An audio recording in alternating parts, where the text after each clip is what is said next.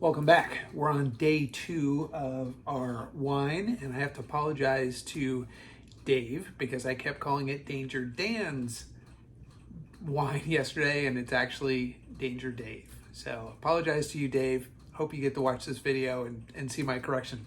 Anyway, so what we're gonna do is we're gonna pull this out, we're gonna open it up, and then we're going to pull a sample so that way we can test what our specific gravity is. That is our figuring out exactly how much alcohol is gonna be left over in this. Once that's done, we're gonna squeeze and we're gonna stir and we're gonna pour our yeast on. We have sparkling yeast that we're gonna use. Seems to be the best that we've used with all of our wines so far. So that's what we're using this day.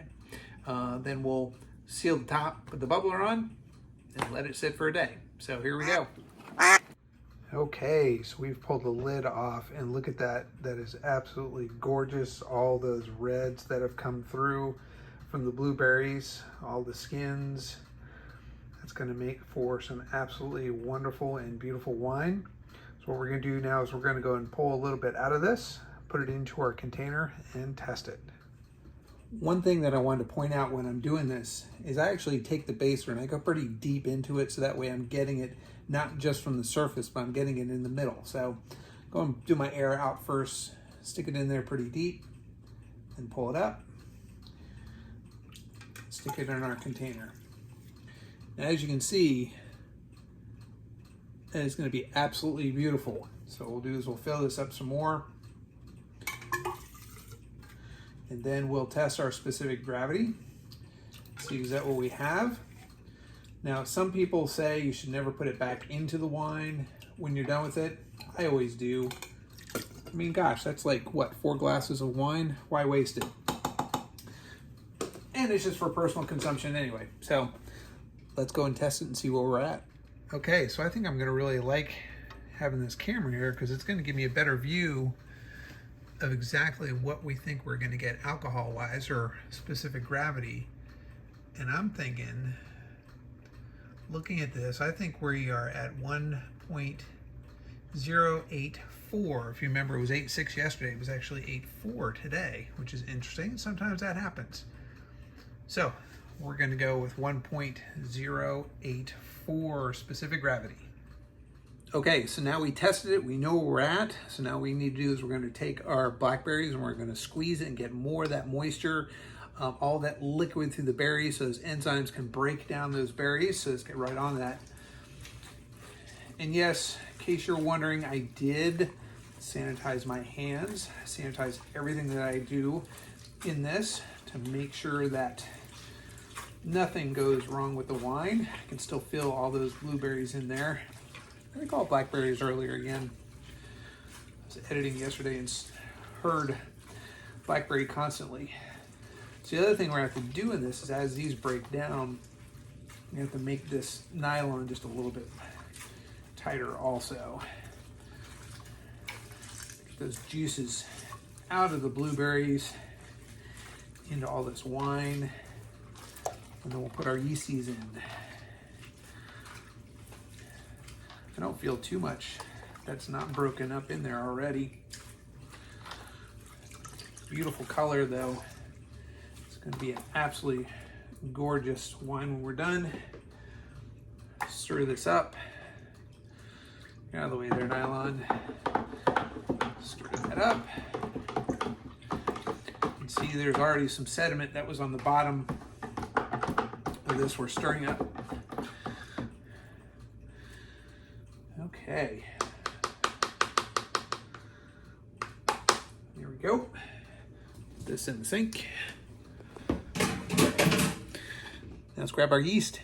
Okay, so the yeast we're using is EC1118, which is for sparkling wine. Again, that seems to be the one we find that does the best. It's more of a dry versus a really sweet. So when you put this in, just go ahead and cut that top off. You don't want to stir it. All you want to do is just pour it in. And what will happen is it will spread and drop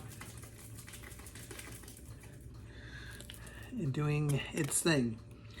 So if you don't know, there's a byproduct of sugar and yeast. So the yeast goes in, it eats all the sugars, and the waste left over is alcohol. And I want to say carbon dioxide, it may be oxygen, but I believe it's anyway, it's a gas. So you've got alcohol and a gas that escapes. I think it may be carbon dioxide, but it's maybe oxygen, who knows?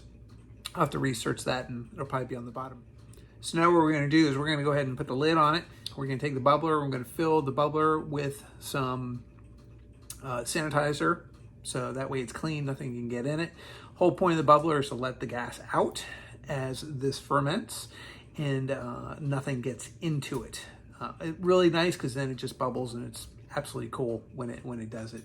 You'll be seeing a lot of that real soon. So let's get this thing sealed up, get the bubbler on it, and we'll slide it back under the table and wait till tomorrow.